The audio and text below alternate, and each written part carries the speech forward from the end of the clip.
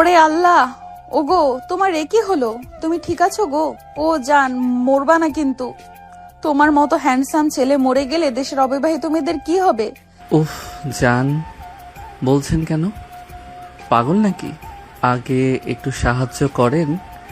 আমার পা মনে হয় ভেঙে গেছে, একটুর জন্য বাঁচলাম, না হলে আজ কি বড় বাইক অ্যাক্সিডেন্ট হতো। পানি দিচ্ছি, কিন্তু তার আগে একটা কথা। তোমাকে না আমার হেব্বি লেগেছে, একদম রাজপুত্রের মতো লাগছে।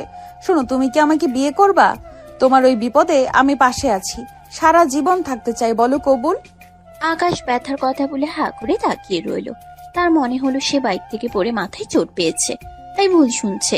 পাগল নাকি আপনি? কে আপনি? এখানে আমার মরার অবস্থা, ব্যথায় পা নড়াতে পারছি না, আর আপনি চেনা নাই জানা নাই সাহায্য করতে এসে বিয়ের প্রস্তাব দিচ্ছেন। মস্করা করার জায়গা পান না? আরে মস্করা না, সত্যি বলছি। পরে যদি তোমাকে আর না পাই, আজকাল ভালো পাত্র পাওয়া বড্ড কঠিন। একবার যখন সামনে পেয়েছি, অফারটা দিয়েই দিলাম। রাজি হয়ে যাও না প্লিজ, দেখবা আমি খুব ভালো রান্না পারি। যত সব পাগলের পাল্লায় পড়লাম। এইটুকু বয়স, কলেজের গণ্ডি পার হয়েছেন কিনা সন্দেহ, তার আবার বিয়ে করার শখ। যত সব ছেঁচড়ামি। সরেন তো রাস্তা থেকে, নিজের চরকায় তেল দেন গিয়ে। এই হচ্ছে আহানা চৌধুরী।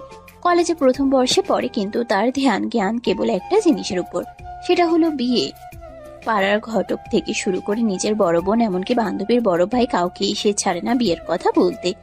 তার একটাই কথা, মা, আমার কি বয়স হচ্ছে না? বান্ধবীদের সবার বিএফ আছে, আর আমার একটা হাজবেন্ডও জুটছে না। মা রেগে বেলুন নিয়ে তাড়া করলেও আহানা দমে যাওয়ার পাত্রী নয়। সেদিন বিকেল বেলা আহানা রাস্তা দিয়ে আপন মনে হাঁটছিল আর মনে মনে বরের লিস্ট বানাচ্ছিল। ঠিক তখনই বিকট এক শব্দ। মোড়ের মাথায় একটা নীল রঙের পালসার বাইক স্কিড করে নপাস করে পড়ে গেল। চালক ছিটকে গিয়ে পড়লো রাস্তার ধারের পাশে। আহানা এক দৌড়ে সেখানে গেল, দেখলো একটা ছেলে ব্যথায় কুকড়ে আছে। লম্বা চওড়া ফর্সা গায়ের রং, চোখে চশমা। ছেলেটাকে দেখা মাত্রই আহানার বুকের ভেতর বেহায়া মন গানটা বেজে উঠল। ছেলেটার নাম আকাশ, সে মাস্টার্স সেকেন্ড ইয়ারে পড়ে। আহানা আকাশের হাত ধরে টেনে তুলতে তুলতে তাকে দেখে সেখানেই টাস্কি খেয়ে প্রেমে পড়ে গেল। এরপর আকাশের মুখের উপর ঝুঁকে পড়ে একদম চোখের দিকে তাকিয়ে টেনে তুলতে তুলতে তাকে বিয়ের প্রস্তাবও দিয়ে দিল। কিন্তু আকাশ চরম অবাক হলো। তার এতটুকু বয়সে সে এমন কাহিনী দেখেনি। পাগলের পাল্লায় পড়েছে ভেবে সেখান থেকে পালানোর জন্য আকাশ খুঁড়িয়ে খুঁড়িয়ে বাইকটা তুলে কোনো মতে স্টার্ট দিয়ে চলে গেল। আহানা পেছনে দাঁড়িয়ে হাত নাড়তে নাড়তে চিৎকার করে বলল, নামটা তো বলে গেলে না স্বামী সাহেব। তবে চিন্তা নাই, খুঁজে বের করবই। আহানা বাসায় ফিরেই মাকে জড়িয়ে ধরলো। মা তখন রান্নাঘরে পিঠা বানাচ্ছিলেন। মা, ও মা, আজ তো আমি আমার রাজপুত্রকে দেখে ফেলেছি। মা গো, ও যখন বাইক থেকে পড়লো তখন মনে হলো আমার কলিজাটা খসে পড়লো। তুমি জলদি বাবা আর বড় আপাকে বলো আমার বিয়ের ব্যবস্থা করতে। ওই ছেলেটা ছাড়া আমি আর কাউকে বিয়ে করব না। এই মেয়ে, তোর লজ্জা শরম নেই? সারাদিন বিয়ে বিয়ে করে মাথা খেয়ে ফেললেই, পড়াশোনার নাম নেই, খালি জামাই জামাই জামাই চাই। যা এখান থেকে, নইলে এই খুন্তি ছ্যাঁকা তোর পিঠে দেবো। তোমরা কেউ আমাকে বোঝো না। বড় আবার বিয়ে দিলা আর আমার বেলায় খালি ঝাড়ি। আচ্ছা ঠিক আছে, আমি আমার বান্ধবীর সাহায্য নেব, কিন্তু বিয়ে আমি করবই বলে দিলাম। আহানা রুমে গিয়ে দরজা বন্ধ করে তার প্রিয় বান্ধবী আসমাকে কল দিল। আসমা হলো আকাশের ছোট বোন, কিন্তু আহানা সেটা এখনো জানে না। কিরে বিয়ে পাগল, খবর কি? আজ আবার কার প্রেমে পড়লি? আসমা, বিশ্বাস কর, আজ আমি এক হিরোকে দেখেছি। উফ, কি তার চাউনি! আমি তো তাকে ডিরেক্ট বিয়ের প্রস্তাব দিয়ে দিছি, কিন্তু ছেলেটা বড্ড রাগী, আমাকে ঝাড়ি দিয়ে চলে গেছে। যাই হোক, তুই একটা কাজ কর না, আমার জন্য একটা পাত্র খুঁজে দে না। তোর বাবা মাকে বল আমাকে পুত্রবধূ করে নিতে। তোর তো এক বড় ভাই আছে না, দেখ ও আমাকে পছন্দ করে কিনা। আমার না, তুই না সত্যি একটা পাগল। আমার ভাই তোকে দেখলে হার্ট অ্যাটাক করবে। সে বড্ড গম্ভীর মানুষ, সারাদিন বই নিয়ে থাকে। তোকে তো সে আস্ত চিবি খাবে। তোর মতন চটপটে মেয়ের জন্য কি আমার ভাই সাজে? সাজবে না মানে? আমি একবার যাকে টার্গেট করি তাকে ছাড়ি না। তুই শুধু তোর ভাইয়ের একটা ছবি পাঠাতো দেখি, সে কি আমার ওই রাজপুত্রের মতো কিনা। আচ্ছা রাখ, এখন পারবো না। ভাই আজ বাইক অ্যাক্সিডেন্ট করে বাসায় ফিরেছে, মেজাজ খুব খারাপ। পরে কথা বলবো। আহানা ফোন রেখে ভাবলো আসমার ভাইয়েরও বাইক অ্যাক্সিডেন্ট হয়েছে আর তার রাজপুত্রেরও। কি অদ্ভুত মিল। আহানা মনে মনে স্বপ্ন দেখতে শুরু করলো নীল শাড়ি পরে সে ওই রাগী ছেলেটার সামনে দাঁড়িয়ে আছে, আর ছেলেটা বলছে, আহানা, আমি তোমাকে বিয়ে করতে রাজি। আহানা আয়নার সামনে দাঁড়িয়ে নিজের চুল ঠিক করতে করতে বিড়বিড় করলো, রাগে ছেলেদের মানাতে আমার বেশি সময় লাগে না, শুধু একবার সামনে পাই তারপর দেখাচ্ছি বিয়ে কারে বলে। আহানা চৌধুরীর মনের ভেতর এখন কেবল নীল রঙের পালসার বাইক আর সেই রক্তাক্ত রাজপুত্র রাগী চাহনি ঘুরপাক খাচ্ছে। মাস্টার্স পড়ুয়া সে গম্ভীর ছেলেটার একটা ধমক যেন আহানার কানে বাসর রাতে সানাইয়ের মতো বাজছে। রাত তখন 2টা, সারা শহর ঘুমে বিভোর, কিন্তু আহানার চোখে ঘুম নেই। সে বিছানায় এপাশ ওপাশ করছে আর দেয়ালের দিকে তাকিয়ে ভাবছে, ইস, ছেলেটা যখন ব্যথায় কপাল কুঁচকে ছিল তখন তাকে যে হট লাগছিল না। নামটা জানা হলো না গো স্বামী সাহেব, তবে তোমার ওই ব্যান্ডেজ করা হাত পা যদি আমি একটু টিপে দিতে পারতাম তবেই হতো আসল রোম্যান্স। আহানা কল্পনায় দেখছে সে নীল শাড়ি পরে ওই ছেলেটার সামনে দাঁড়িয়ে আছে আর ছেলেটার রাগী গলায় বলছে, এই মেয়ে, এত সাজ কেন? আমার মাথা নষ্ট করার ইচ্ছে নাকি? আহানা হাসতে হাসতে বালিশ কামড়ে ধরল। পরদিন সকালে আহানা ঘুম থেকে উঠেই সোজা দাদির ঘরে। দাদি তখন পান সাজাচ্ছিলেন। আহানা গিয়ে দাদির ঘাড়ে চুলে পড়ল। দাদি গো, তোমার নাতনি তো শেষ। একটা সিংহ মার্কা ছেলে দেখে কাল থেকে আমার কলিজা ধকপক ধকপক করছে। তুমি দাদাজানকে একটু বলো না আমার বিয়েটা দিয়ে দিতে। ওরে আমার কচি খুকি, তোর তো কলিজা না, তোর তো বিয়ার ইঞ্জির স্টার্ট হইছে। তা পাত্র কি তরে দেখা কবুল বলছে? আরে না দাদি, ও তো পুরাই রাগী, আমাকে ফালতু বলে চলে গেল। আচ্ছা দাদি, তোমার আর দাদুর বিয়েটা কিভাবে হয়েছিল? প্রেম ছিল নাকি? দাদি পানের বাটাটা সরিয়ে আয়েশ করে বসলেন। ওরে সে কি আর আজকের মতো? তোর দাদু ছিল পাড়ার মোড়ল। আমি যখন পুকুরে কলসি নিয়ে যেতাম, তোর দাদু পানির নিচে ডুব দিয়ে আমার পা টেনে ধরতো। আমি ভাবতাম কুমির, পরে দেখি তোর দাদু দাঁত বের করে হাসছে। একদিন তো আম গাছে উঠে আমারে লক্ষ্য করে কাঁচা আম মারলো। আমি রেগে গালি দিতে সে বলল, বিয়া করবি আমারে?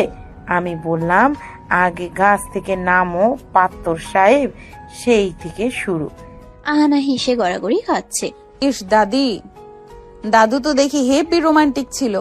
আমার পাত্রটা তো বাইক থেকে পড়ে গেছে, আমি কি এখন ওর পা টেনে ধরবো? এমন সময় আহানার মা ঘরে ঢুকলেন। এই বুড়ি, নিজের পচা প্রেমের গল্প বলে মেয়েটার মাথা একদম চিবিয়ে খাচ্ছ। আহানা, কলেজে যাচ্ছিস না? যা রেডি হ। সারাদিন বিয়ে বিয়ে করে পড়া মাথায় করছিস।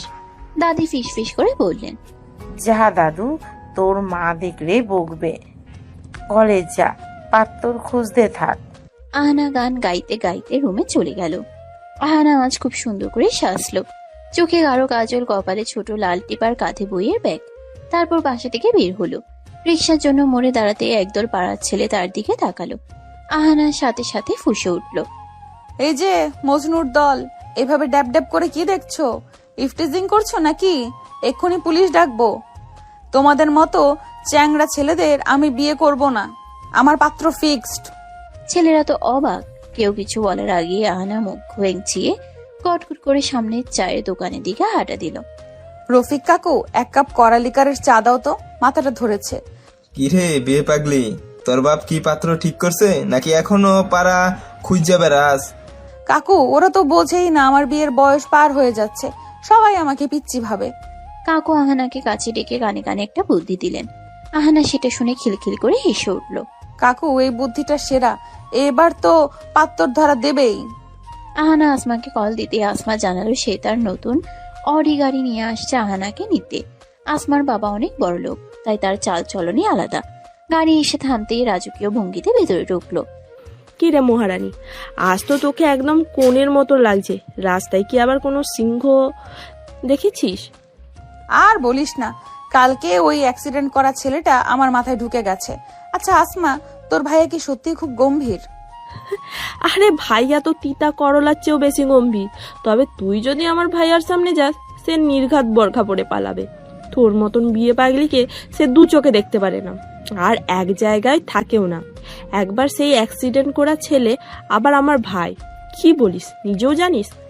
একটার পিছু লেগে থাক, এতগুলো হাতারে একটাও পাবি না। গাড়িটা বড় একটা শপিং মলের সামনে দিয়ে যাচ্ছিল। হঠাৎ আহানা জানালার বাইরে তাকিয়ে দেখলো সেই নীল রঙের পালসার বাইক, আর তাতে বসে আছে সেই কালকের ছেলেটা। থামা আসমা, গাড়ি থামা, ওই তো আমার স্বামী। আসমা অবাক হয়ে গাড়ি ব্রেক করলো। তুই এখানে থাক, আমি শপিং মল থেকে আসছি। বলেই আসমা ভেতরে চলে গেল। এদিকে আকাশ একটা শপের সামনে বাইক পার্ক করে হেলমেট খুলছে। হঠাৎ সে দেখলো একটা মেয়ে তার দিকে তাকিয়ে চিৎকার করছে। আকাশ বিরক্ত হয়ে এগিয়ে এলো।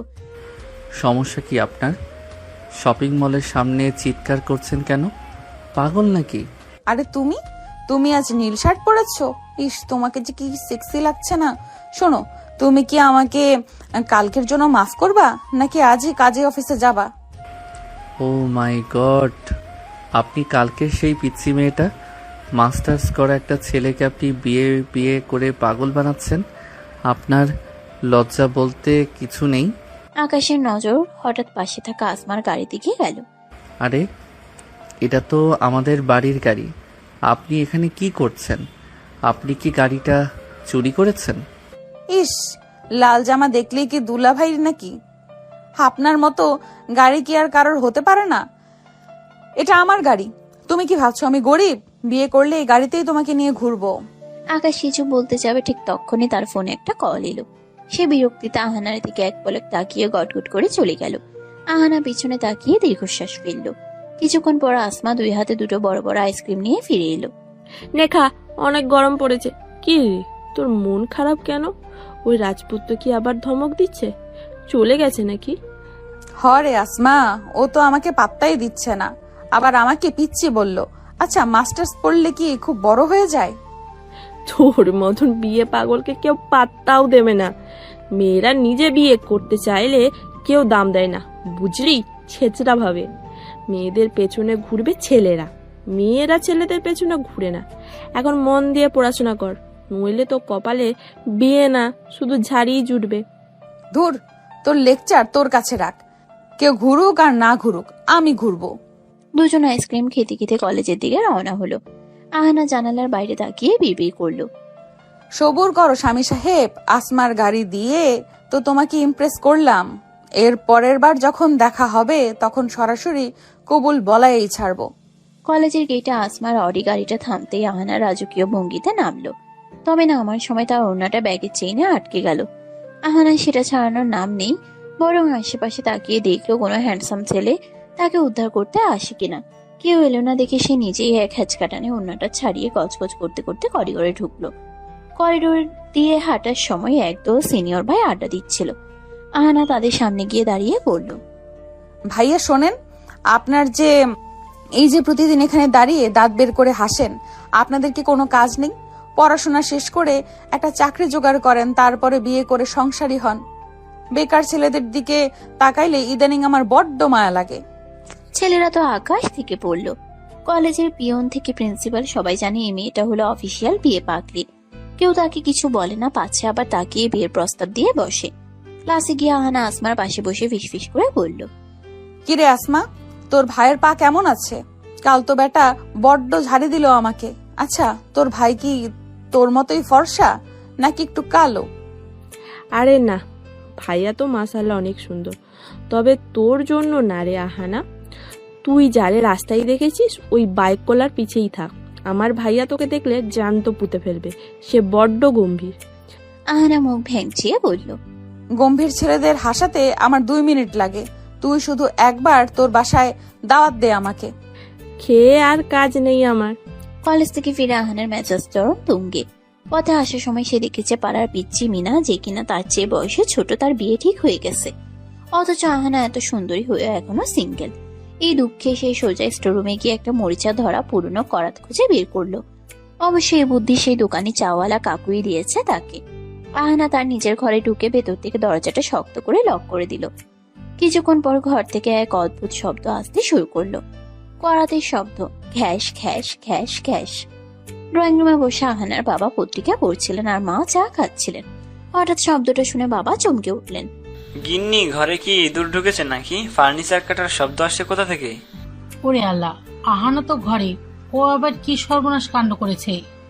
মা মামা দৌড়ে গিয়ে আহানা দরজায় ধাক্কা দিতে লাগলেন। আহানা, দরজা খোল, ভেতরে কি করছিস তুই? ঘরে কি কাঠগোলা বানালি নাকি?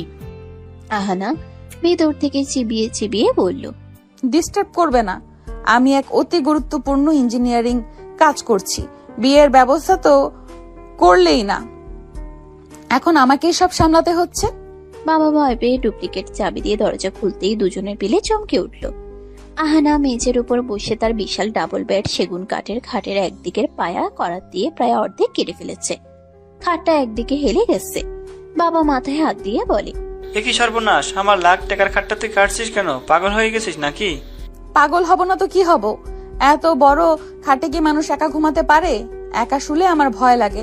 তোমরা তো আমাকে বিয়ে দেবে না, পাশে শোয়ার মতো একটা বড় এনে দেবে না, তাই ভাবলাম খাটটা কেটে ছোট করে ফেলি। একা মানুষের জন্য এত বড় খাটের কি দরকার? জায়গা নষ্ট। ছি ছি, তোর লজ্জাশরম কি একদমই গেছে? একটা অবিবাহিত মেয়ে হয়ে তুই এসব কি কথা বলছিস? খাট কাটছিস বরের ছোকে? পাড়ার মানুষ জানলে আমাদের মুখ দেখানো যাবে না। আহানা বসা থেকে উঠে দাঁড়িয়ে কোমরে হাত দিয়ে বলে, লজ্জা দিয়ে কি হবে মা? যখন বরই নাই, লজ্জা দিয়ে আর কি সংসার হয়? কত বললাম আমাকে বিয়ে দাও, পাড়ার ওই দাঁত উঁচু মিনাটারও বিয়ে হয়ে গেল, আর আমি রাজকন্যার মতো ঘরে বসে আইবুড়ো হচ্ছি। আমার খুব শখ ছিল লাল শাড়ি পরে বরের বাইকের পেছনে বসে ঘুরবো, তা না, তোমরা আমাকে দিয়ে বিসিএস ক্যাডার বানাবে। এই ছোট খাটে আর কারো জায়গা হবে না, শুধু আমি শুভ। বাবার আগে আর বিরক্তিতে এক মুহূর্ত না দাঁড়িয়ে ঘর থেকে বেরিয়ে গেলেন। যাওয়ার সময় বিড়বিড় করলেন, এই মেয়েকে যত দ্রুত সম্ভব পার করতে হবে, না হলে একদিন হয়তো ঘরটাই কেটে টুকরো করে ফেলবে। মা আহানাকে বকতে বকতে রান্নাঘরের দিকে গেলেন। দাদি দরজায় দাঁড়িয়ে সব দেখছিলেন আর মুখে আঁচল দিয়ে হাসছিলেন। দাদু রে, তোর বুদ্ধি তো খাসা।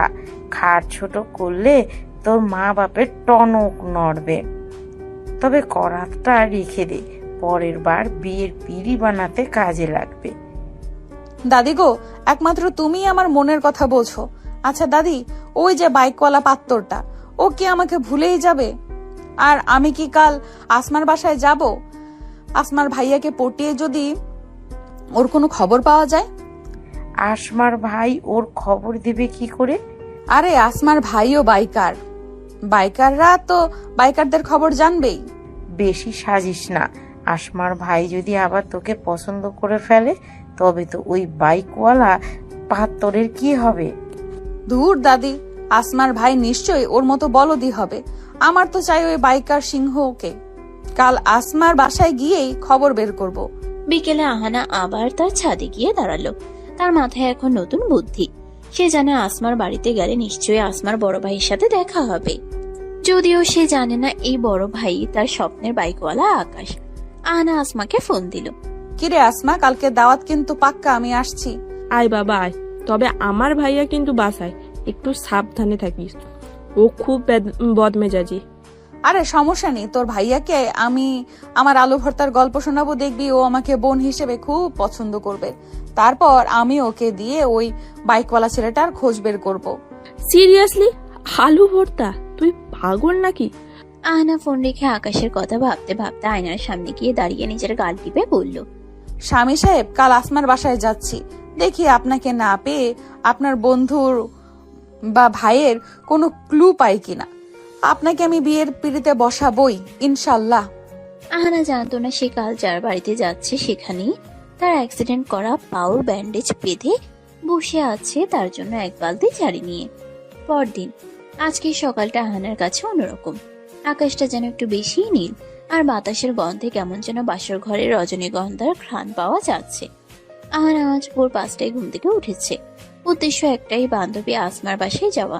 তার মাথায় এখন একটাই, ফোন দিয়ে আসমার বড় ভাই নিশ্চয়ই এলাকার সব বাইকারের খবর রাখে। ওই বাইকওয়ালা সিংহটার খোঁজ সে বের করবেই। আহানা আয়নার সামনে দাঁড়িয়ে প্রায় 2 ঘন্টা ধরে সাজলো। হালকা মেকআপ, চোখে টানা কাজল আর কপালে একটা ছোট্ট কালো টিপ। সে তার আলমারির সবচেয়ে সুন্দর জামদানি কামিজটা বের করে পড়েছে। আসমার ভাই যদি আমাকে দেখে পছন্দ করে ফেলে, ধুর, সে তো হবে চশমাওয়ালা বলদ। আমার তো চাই ওই রাগী বাইকওয়ালা পাত্তরকে, যে এক ধমকে আমার জান বের করে দিবে। আসমাদের বিশাল রাজকীয় বাড়ির গেটে এসে আহানা থামলো। হাতে একটা দামি মিষ্টির প্যাকেট আর ব্যাগের ভিতর সেই বিশেষ আলু ভর্তা, যেটা সে নিজের হাতে বানিয়েছে আসমার ভাইকে ইমপ্রেস করতে। কারণ তার হাতের আলু ভর্তার ফ্যান সবাই। শুনতে হাস্যকর হলেও এটাই সত্যি। গেটে ঢুকার সময় দারোয়ান তাকে আটকাতে গেল। এই যে চাচা, পথ ছাড়েন। আমি এই বাড়ির হবু, মানে বান্ধবীর বান্ধবী। হ্যাঁ, বেশি কথা বললে আপনার নামে বড় সাহেবের কাছে নালিশ দেব। বেচারা দারোয়ান ভয়ে রাস্তা ছেড়ে দিল। আহানা রাজকীয় ভঙ্গিতে ড্রয়িং রুমে ঢুকলো। আসমা তখন সোফায় বসে ফোন টিপছিল। আহানাকে দেখে সে হা করে তাকিয়ে রইল। ওরে বাবারে, তুই কি আজ কবুল বলতে আসছিস নাকি? এত সার্চ কেন? আসমা, তোর ভাইকে দেখবো তো, তাই একটু ডেকোরেশন করলাম। তোর ভাই কই? ডাক দে তো দেখি, আমার সাথে পরিচয় করিয়ে দে। আমি ওনার জন্য নিজের হাতে আলু ভর্তা এনেছি। আহানা জানতো না ড্রয়িং রুমে ঠিক পাশের লাইব্রেরি রুমে আকাশ বসে ল্যাপটপে কাজ করছিল। তার পায়ে ব্যান্ডেজ, মেজাজ তুঙ্গে। গতকালকে সে রাস্তার পাগল মেয়েটার কথা মনে পড়লেই তার রক্তচাপ বেড়ে যাচ্ছে। ঠিক তখনই আসমা চিৎকার করে ডাকলো, ভাইয়া, ও ভাইয়া, দেখো আমার জানের জান বান্ধবী আহানা এসেছে, তোমার সাথে পরিচয় করে দিই, এসো। ও 1 নম্বরের বিয়ে পাগলি। আকাশ ল্যাপটপ বন্ধ করে ঘুরিয়ে ঘুরিয়ে ড্রয়িং রুমের দিকে আসতে লাগলো। আহানা তখন সোফায় বসে দুলছিল আর মনে মনে রিহার্সাল দিচ্ছিল। ভাইয়া, আপনার সাথে পরিচয় হয়ে ভালো লাগলো। আপনার কোনো বন্ধু কি নীল পালসার চালায়? আকাশ ড্রয়িং রুমে ঢুকতেই আহানা উঠে দাঁড়ালো। দুজনের চোখাচোখি হলো। 1 সেকেন্ড, 2 সেকেন্ড, 3 সেকেন্ড। ওরে আমার কপাল! ওগো, তুমি এখানে কেন? তুমি কি আমার পিছু পিছু এখানেও চলে আসছো? আসমা, এই যে সেই সিংহ, এই তো আমার সেই স্বামী। হোয়াট দা, আপনি এখানে কি করছেন?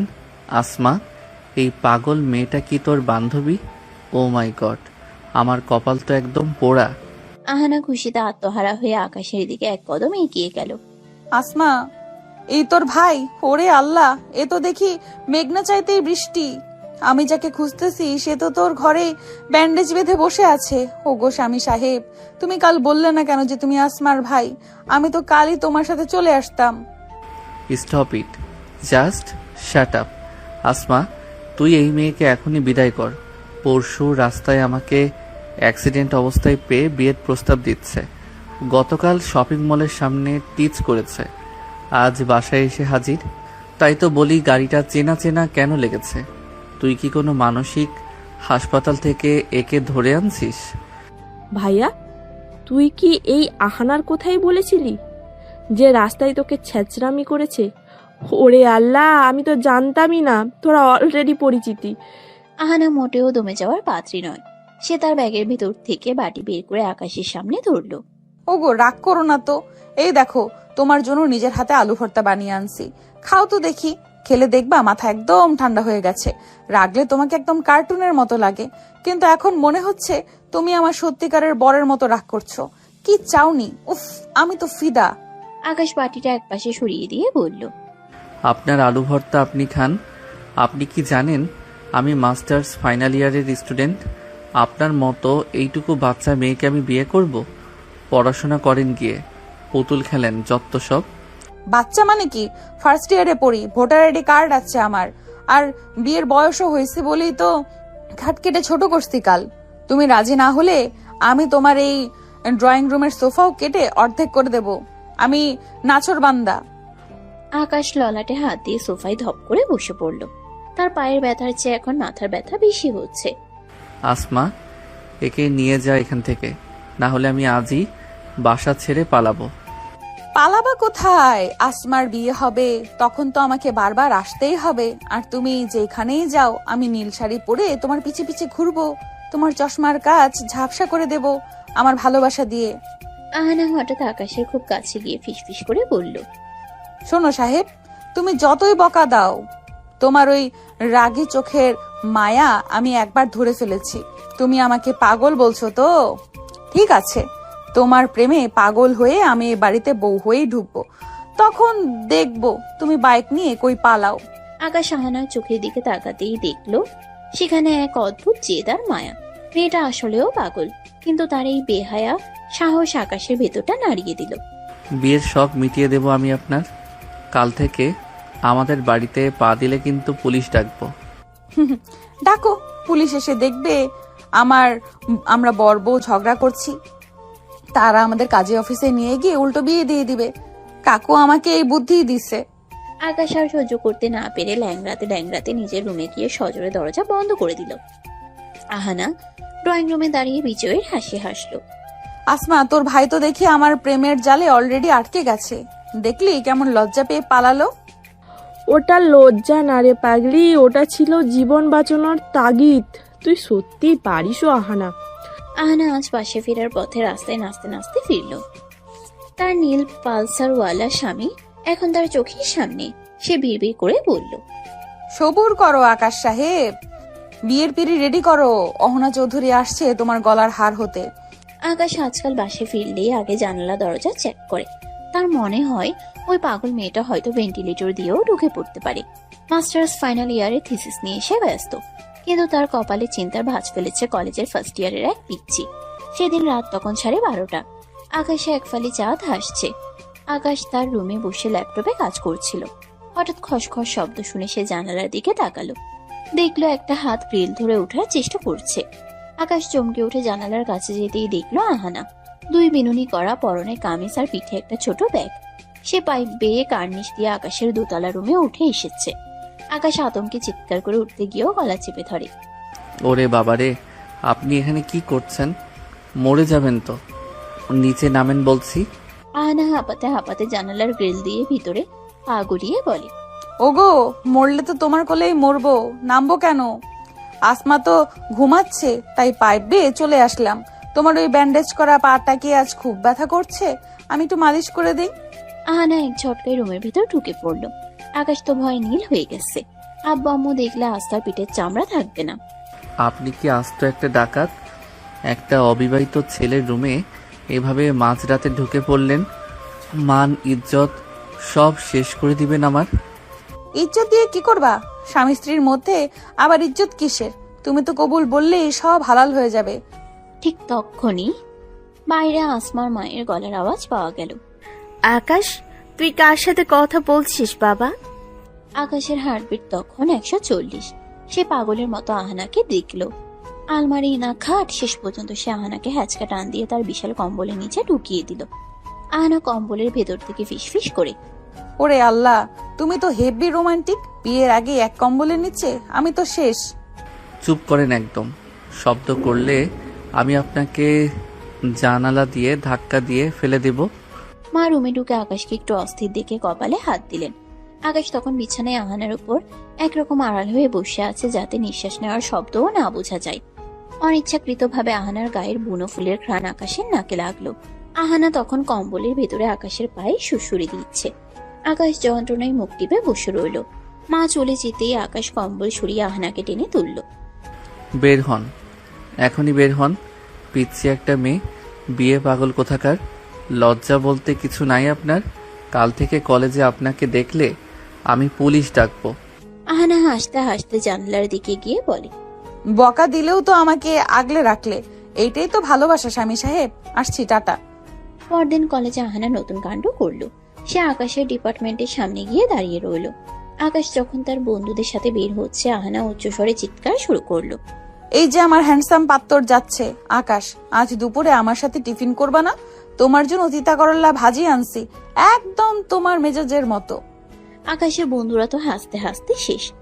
কি রে আকাশ, তোর ফ্যান ফলোয়িং তো হেভি। আকাশ অপমানে লাল হয়ে আহানার কাছে গেল। আপনার কোনো পড়াশোনা নেই? ফার্স্ট ইয়ারের পিচ্ছি মেয়ে আপনি মাস্টার্সের করিডোরে এসে স্যাবলামি করছেন।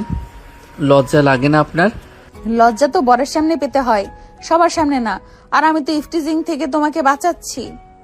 কোনো মেয়ে যেন তোমার দিকে তাকাতে না পারে, তাই মার্ক দিয়ে দিচ্ছি যে এই মাল বুকড। আকাশ তাকে বকে সেখান থেকে তাড়িয়ে দিল, কিন্তু আহানা দমে যাওয়ার পাত্রী নয়। বিকেলে আকাশ যখন বাইক নিয়ে টিউশনিতে যাচ্ছিল, সিগন্যাল পড়তেই দেখলো রাস্তার মাঝখানে একটা মেয়ে বিশাল একতোড়া লাল গোলাপ নিয়ে দাঁড়িয়ে আছে। পেছনে একটা ব্যানার, তাতে লেখা, আকাশ কবুল বলবা কবে। আশেপাশের মানুষ হাসছে, ভিডিও করছে। আকাশ হেলমেটের ভেতর গরমে আর লজ্জায় সেদ্ধ হয়ে যাচ্ছে। সে বাইক থেকে নামলো। আহানা, এটা কি সার্কাস? আপনি কি আমাকে পুরো শহরের সামনে হাসির পাত্র বানাবেন? আহানা গোলাপের তোড়াটা আকাশের দিকে বাড়িয়ে দিয়ে বলে, হাসির পাত্র কেন, বীরের পাত্র হবা। বলো, এই গোলাপগুলো নিবা নাকি আমি এক্ষুনি অ্যাকশন শুরু করব? তোমার ওই রাগী লুকটা আমার খুব পছন্দ আকাশ। একটা বার শুধু বলো, হ্যাঁ অহনা আমি তোমাকে বিয়ে করব। কোনো দিন না। আপনার মতো একটা ইম্যাচিওর বিয়ে পাগল মেয়েকে আমি কোনো দিন বিয়ে করব না। আপনি আমার যোগ্যই না। পড়াশোনা শিখুন, বড় হন, তারপর বিয়ের স্বপ্ন দেখেন। ফালতু মেয়ে একটা। আকাশ গোলাপের তোড়াটা একপাশে ঠেলে দিয়ে বাইক স্টার্ট দিয়ে তীব্র গতিতে চলে গেল। রাস্তার ধুলো উড়ে আহানার চোখে লাগলো। আহানা চোখের পানি মুছে হাসলো। সে দমে যাওয়ার মেয়ে নয়। সে জানতো আকাশ তাকে পিচ্ছি বলে পচাবে, কিন্তু সে এটাও জানে আকাশের মতো গম্ভীর সিংহকে বাগে আনতে হলে এই পাগলামি একমাত্র ওষুধ। আহানা বিড়বিড় করলো, পচাও আকাশ সাহেব, যত পারো পচাও। যেদিন আমি লাল বেনারসি পরে তোমার ঘরে গিয়ে তোমার ওই নীল শার্টটা আয়রন করে দেব, সেদিন বুঝবা এই পিচ্চি মেয়েটা তোমার জীবনে কত বড় ভালোবাসা। আহানা বাসায় ফিরে আসমাকে কল দিল। আসমা, তোর ভাই তো আজ আমাকে খুব অপমান করলো রে, কিন্তু তুই কি জানিস অপমান করলে ওরে আরো বেশি সেক্সি লাগে। কাল আমি তোর বাসায় যাব না, কাল আমি তোদের ড্রয়িং রুমে গিয়ে অনশন করব, দেখি পাত্তর সাহেব কতক্ষণ পাত্তা না দিয়ে থাকে। আসমা হাসতে হাসতে বলল, তোর জন্য পাগলদের ডাক্তার ডাকতে হবে আহানা। তোর মতন মেয়ে আমি দুনিয়ায় দুটো দেখি নাই। সেদিন বিকেল থেকে আকাশটা মেঘলা হয়েছিল। আকাশের মেজাজটাও আকাশে মেঘের মতোই ভার। ল্যাপটপে থিসিসের কাজ করছে আর বারবার মনে পড়ছে ওই আপদটার কথা। হুটহাট কোত্থেকে যে উদয় হয়, ঠিক তখনই বাইরে ঝমঝমিয়ে বৃষ্টি শুরু হলো। আকাশ জানালার পর্দা সরাতেই তার কলিজা শুকিয়ে গেল। ল্যাম্পপোস্টের নিচে ভিজে একাকার হয়ে দাঁড়িয়ে আছে আহানা। তার হাতে একটা টিফিন ক্যারিয়ার। মেয়েটা কাঁপছে কিন্তু নড়ার নাম নেই। আকাশ জানালা খুলে চিৎকার করে বলল, এই মেয়ে, ঘরে যান।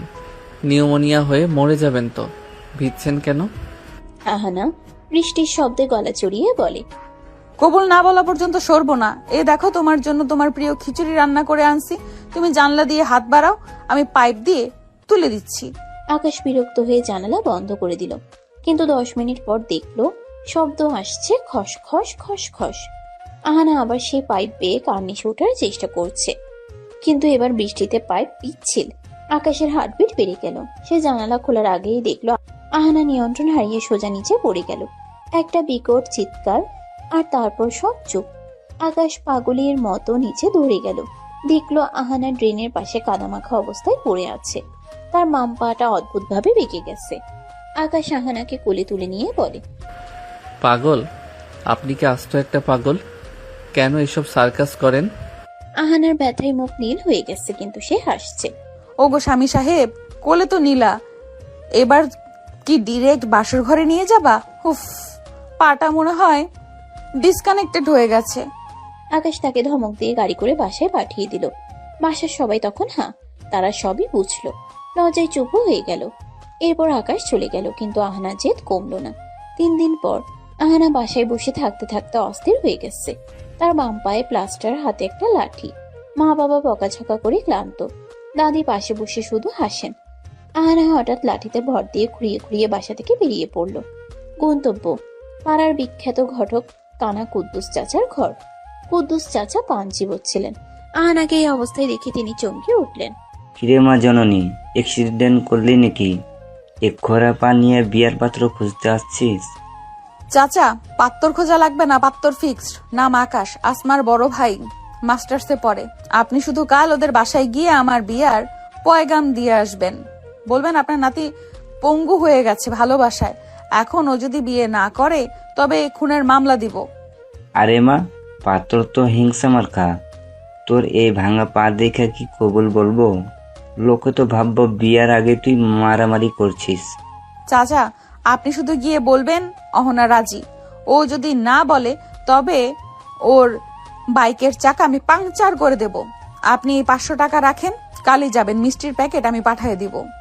কুদ্দুস চাচা আশ্বাস দিয়ে বিদায় করলেন। মনে মনে ভাবলেন, এমন বিয়ে পাগল মেয়ে জামানায় একটাও দেখি নাই। নিজের বিয়ে নিজে ঘটকালি করে, তাও লুলা হইয়া যায় বিয়ার লেগে। মাবুদ, কালে কালে কত কি দেখবো। বিকেলে আসমা এলো আহানাকে দেখতে। আহানার রুমের অবস্থা তথই বোঝ। দেয়ালে চার্ট পেপারে লেখা মিশন আকাশ। আসমা আহানার প্লাস্টার করা পা দেখে কপালে হাত দিল। আহানা, তুই কি আসলেই পাগল হয়ে গেছিস? শুনলাম এই ভাঙা পা নিয়ে তুই ঘটকের কাছে গেছিস। কেন রে? জোর করে কি কারোর ভালোবাসা পাওয়া যায়? জোর না রে আসমা, এটা অধিকার। তোর ভাই তো আমাকে বকা দেয়, তার মানে সে আমাকে নোটিস করে। নোটিস করলে তো ভালোবাসা হবে। ভুল বুঝছিস না আহানা।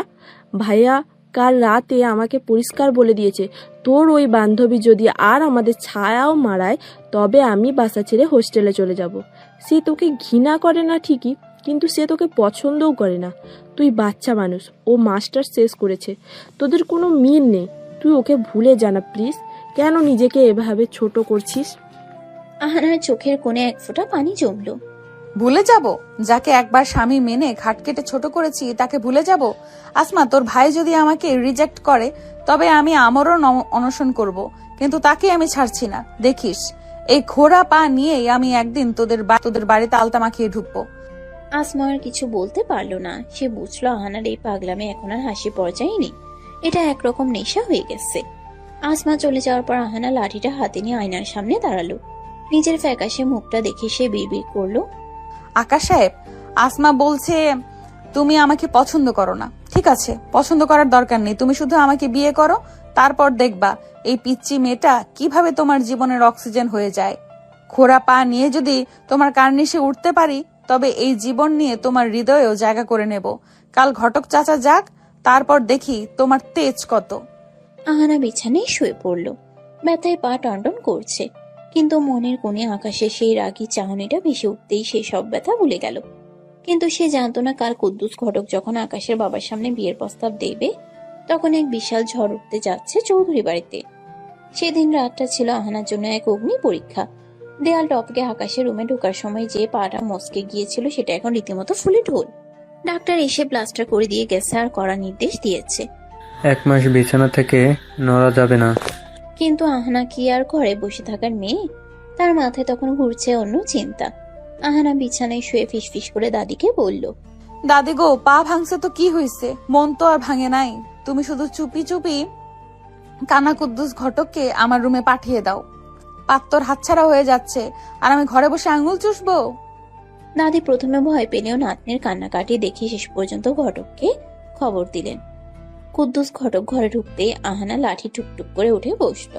চাচা বসুন, 500 টাকা অগ্রিম দিচ্ছি। কাল সকালে আপনি আসমাদের বাসায় যাবেন আমার বিয়ের প্রস্তাব নিয়ে।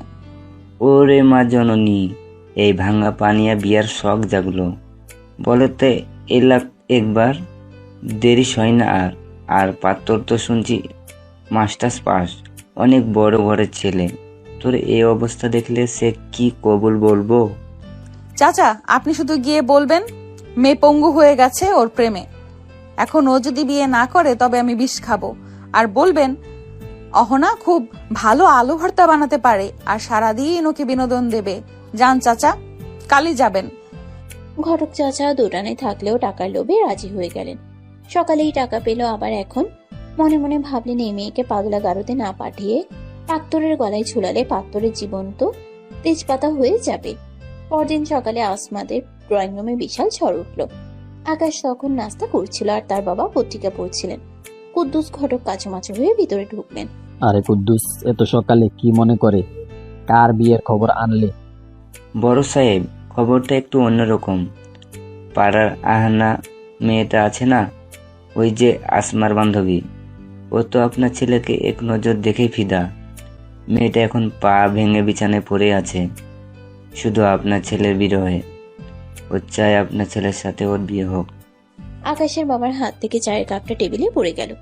আকাশ তো রাগে আর লজ্জায় নিজের চশমাটা খুলে ফেলল। কুদ্দুস, তুমি কি পাগল হয়ে গেছো? আসমার বান্ধবী মানে তো ও বাচ্চার মতো।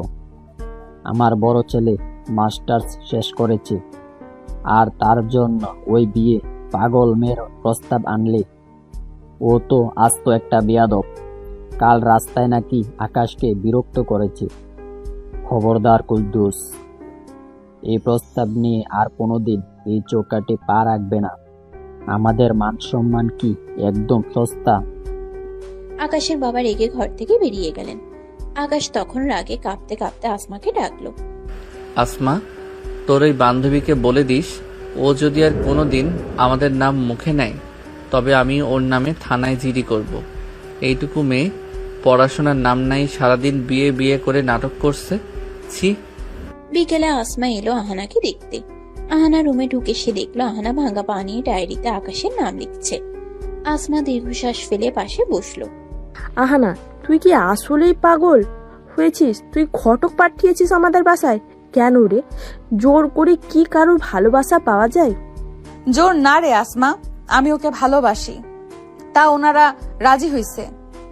রাজি হওয়া তো দূরের কথা, আব্বু যা তা বলে গালাগালি করেছে, আর ভাইয়া তো পরিষ্কার বলে দিচ্ছে তুই যদি আর কোনোদিন বিরক্ত করিস তবে সে পুলিশ ডাকবে। আসমা চলে যাওয়ার পর আহানার পাগলামি অন্য মাত্রায় চলে গেল। সে রাত 12টার দিকে ফোন হাতে নিল। আকাশের নাম্বার সে জোগাড় করেছে আসমার ফোন থেকে চুপি চুপি। সে আকাশকে সমানে মেসেজ দিতে শুরু করলো। মেসেজ দেখ। ও গো স্বামী সাহেব, ঘুম আসছো? আমি তো তোমার রাগী লুকটা মনে করে বালিশ কামড়ে ধরছি। আমার পাটা খুব ব্যথা করছে, তুমি কি একবার এসে একটু ফু দিয়ে দিবা? বাবা রাজি না হলে কি হয়েছে, আমরা দুজন মিলে পালিয়ে বিয়ে করব। ব্যাগ গুছিয়ে রাখো। আকাশ ল্যাপটপে কাজ করছিল, বারবার ফোনের নোটিফিকেশন দেখে সে মেজাজ হারিয়ে ফেললো। ফোনটা হাতে নিয়ে আহানার মেসেজগুলো পড়তেই তার পিত্তি জ্বলে উঠলো। সে সাথে সাথে কল দিল আহানাকে। আপনার কি কাণ্ডজ্ঞান বলতে কিছু নেই? রাত 12টার সময় আমাকে মেসেজ দিয়ে ফাইজলামি করছেন। পড়াশোনা করেন গিয়ে, কেন আপনি আমার জীবনটাকে নরক বানাচ্ছেন? ওরে বাবা, তুমি ফোন দিচ্ছ? আমি তো খুশিতে এক্ষুনি নাচতাম, কিন্তু পাটা তো ভাঙা। শোনো না, তুমি রাগলে তো তোমার ভুরু দুটো কুচকে যায়, তখন তোমাকে যা সেক্সি লাগে না, আহারে। আপনি একটা অসুস্থ মেয়ে, আপনাকে পাগলা গারদে পাঠানো উচিত। এরপর যদি আপনি আমাকে একটা মেসেজও দেন তবে আমি আপনার বাসায় গিয়ে আপনার বাবাকে সব দেখাবো, মনে রাখবেন। আকাশ ফোনটা কেটে দিয়ে নাম্বার ব্লক করে দিল, কিন্তু আহানা দমে গেল না। সে অন্য একটা সিম কার্ড বের করে হাসলো। ব্লক করবা? করো সাহেব। এই অহনা চৌধুরী যতদিন বাঁচবে তোমার ফোনের মেমোরি আর হার্ড দুটোই ফুল করে রাখবে। আহানা আবার কল করলো, কিন্তু আকাশও বুঝে ফেললো, তাই সেই নাম্বারটাও ব্লক করে দিল। আহানা কেবল মুচকি হাসলো। সকাল 10টা, মাস্টার শেষ বর্ষের ভাইবা চলছে আকাশের। আকাশ এমনিতে মেধাবী ছাত্র, কিন্তু গত কয়েকদিন ধরে আহানার পাগলামিতে তার মাথায় যেন ওই পোকা ঢুকেছে। সে যখন গটগট করে করিডোর দিয়ে হাঁটছিল, হঠাৎ দেখলো ডিপার্টমেন্টের সিঁড়ির মুখে এক বিশাল জটলা। সবাই হাসাহাসি করছে আর ভিডিও করছে। আকাশ ভিড় ঠেলে সামনে যেতেই তার পায়ের তলার মাটি যেন সরে গেল। সিঁড়ির ঠিক মাঝখানে একটা প্লাস্টিকের টুল নিয়ে বসে আছে আহানা। তার এক পা প্লাস্টার করা, হাতে একটা লাঠি, পাশে একটা বড় সাইনবোর্ড যাতে লেখা, আকাশ তোমার হবু বউ এখানে পঙ্গু হয়ে বসে আছে, একবার দেখা না দিলে আমি সিঁড়ি থেকে লাফ দেব। আকাশ চোখ মুখ লাল করে চিৎকার করে। আহানা, এটা কি হচ্ছে? আপনি কি আমাকে পুরো ইউনিভার্সিটির সামনে জ্যান্ত কবর দিতে চান? ওগো আসছো? দেখো, তোমার জন্য আমি এই ঘোড়া পা নিয়ে 3 তলায় উঠেছি। সবাই আমাকে দেখছে, হিংসা করছে। তুমি শুধু একটা বার কবুল বলো, আমি এক্ষুনি বাড়ি চলে যাব। আকাশ দাঁত কিরমির করে আহানার সামনে ঝুঁকে পড়ে। কবুল? আপনাকে মরে গেলেও না।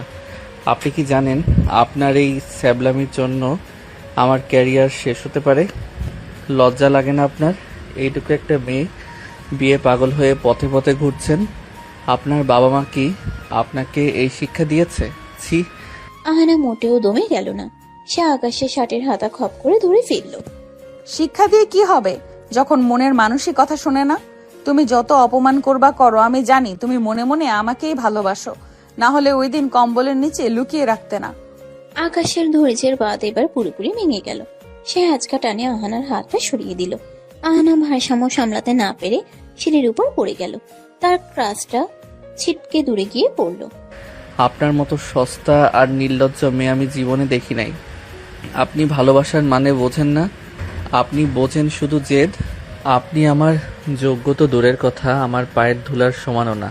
আজ থেকে যদি আপনি আমার ছায়া মারান তবে আমি আপনার নামে এমন এক অ্যাকশন নেব যে আপনার পুরো পরিবারকে এই শহর ছাড়তে হবে।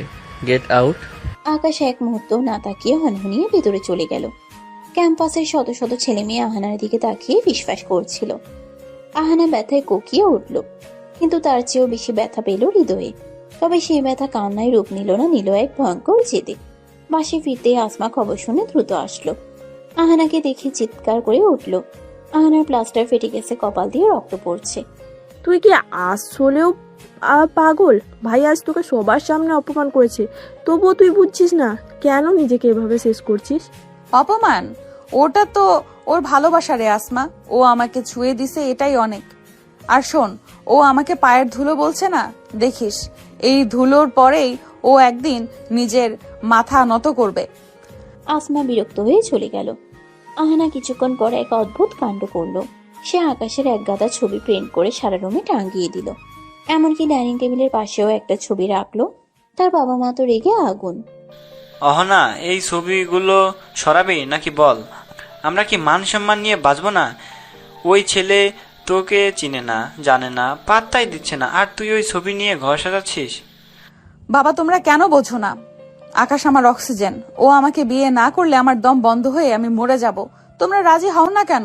শুধু একবার গিয়ে বলো আমার মেয়ে আপনার ছেলেকে ছাড়া ভাত খাবে না, দেখবা রাজি হয়ে যাবে।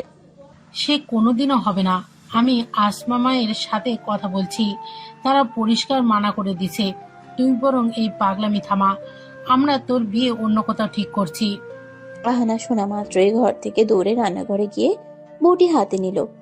বিয়ে অন্য কোথাও ঠিক করলে আমি নিজের গলা কেটে ফেলবো, হয় আকাশ না হয় কবরস্থান, বলে দিলাম। আহানার বাবা মা দৌড়ে এসে বটি সরিয়ে কোনো মতে ওকে থামায়। দুজনেই চিন্তায় পড়ে যায় একে নিয়ে কি করবে এবার। রাতে আহানা আবার আকাশের অন্য একটা নাম্বারে মেসেজ দিল। ব্লক হওয়ার ভয়ে সে এবার অন্য ফোন দিয়ে করলো। সে একটা ভিডিও মেসেজ পাঠালো, যেখানে সে রেল লাইনের ধারে দাঁড়িয়ে আছে। ভিডিওতে আহানা বলছে, আকাশ সাহেব, তুমি আমাকে অপমান করছো তো?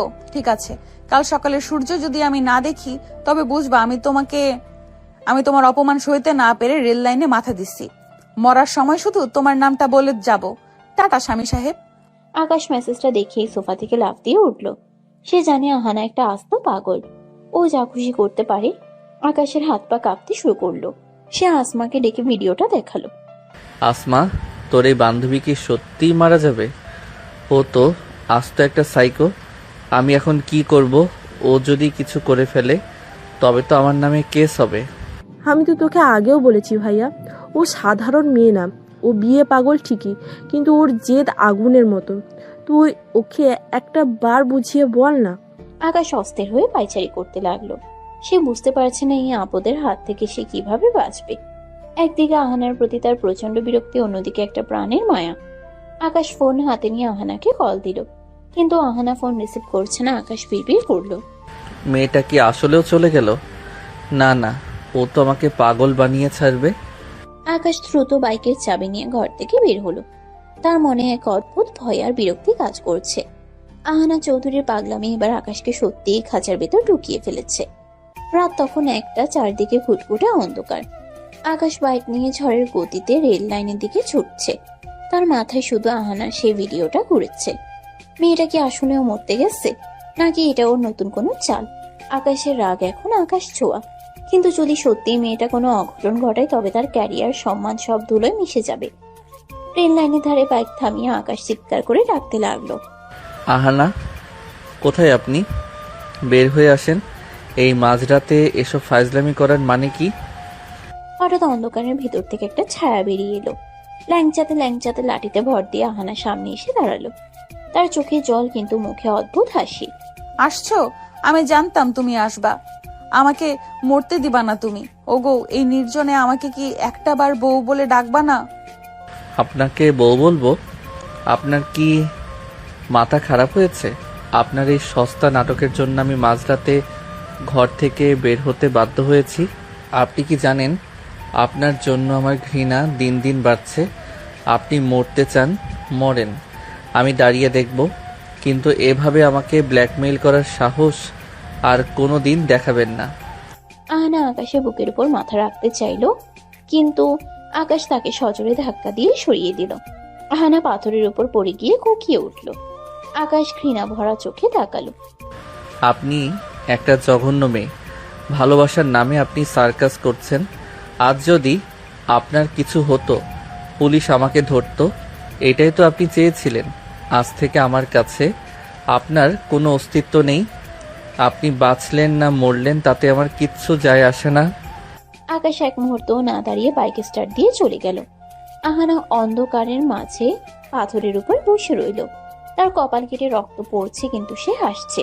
সে বিড়বিড় করল, তুমি আসছো আকাশ, এটাই আমার জয়। ঘৃণা করছো তো করো, ঘৃণা থেকেই ভালোবাসার জন্ম হয়। পরদিন আহানা আরো এক কাটি উপরে গেল। সে তার ভাঙ্গা পা নিয়ে কলেজে গেল। তবে এবার তার সাথে ছিল 4-5 জন ছোট ক্লাসের ছেলে মেয়ে। তারা সবাই হাতে প্লে কার্ড নিয়ে আকাশের ডিপার্টমেন্টের সামনে দাঁড়িয়ে পড়ল। আহানা আকাশের ক্লাসের দরজায় একটা বড় স্টিকার লাগিয়ে দিল, এই রুমের ভেতর আমার হবু স্বামী ক্লাস করছে, ডিস্টার্ব করবেন না, সৌজন্যে আহানা চৌধুরী। আকাশ যখন ক্লাস থেকে বের হলো তখন পুরো করিডোরে হাসির রোল। তার বন্ধুরা তাকে নিয়ে টিটকারি মারছে। আকাশ স্তম্ভিত হয়ে দরজার দিকে তাকালো। তার সম্মানের দেয়াল যেন ভেঙে চুরমার হয়ে যাচ্ছে। সে দেখলো আহানা দূরে দাঁড়িয়ে তাকে দেখে ফ্লাইং কিস দিচ্ছে। আপনি কি চান আমি আজই এই শহর ছেড়ে চলে যাই? আপনি কি চান আমি পড়াশোনা ছেড়ে দেই? আপনার এই পাগলামিতে আমি মানুষের কাছে হাসির পাত্র হচ্ছি। আপনার কি বিন্দুমাত্র কাণ্ডজ্ঞান নেই? কেন? আমি তো সবার কাছে আমাদের সম্পর্কের কথা জাহির করেছি। আকাশ, তুমি আমাকে যত অপমান করবা আমি তত বেশি তোমার নাম জপব। তুমি আমাকে পিচ্চি বলো না, এই পিচ্চি মেয়েটাই একদিন তোমার ঘরের চাবি হাতে নিয়ে ঘুরবে। কোনোদিন না। আমি প্রিন্সিপাল স্যারের কাছে যাচ্ছি আপনার নামে নালিশ করতে। আপনাকে কলেজ থেকে রাস্ট্রিকেট না করা পর্যন্ত আমার শান্তি নেই। আপনি একটা বিষ আহানা, আপনি আমার জীবনের সবচেয়ে বড় অভিশাপ। আকাশ রাগে গটগট করে প্রিন্সিপালের রুমের দিকে হাঁটা দিল। আহানা তবুও পিছু ছাড়লো না। সে লাঠিতে ভর দিয়ে চিৎকার করে বলতে লাগলো, পুলিশ ডাকো, প্রিন্সিপাল ডাকো, সবাইকে দাওয়াত দাও আমাদের বিয়েতে। আমি কিন্তু বেনারসি কিনেই রাখছি। বিকেলে আসমা আহানাদের পাশে এলো। সে দেখলো আহানার বাবা আহানাকে মারার জন্য লাঠি হাতে তাড়া করছেন। আহানা ঘরের কোণে লুকিয়ে আছে। আজ তোকে আমি মেরেই ফেলবো।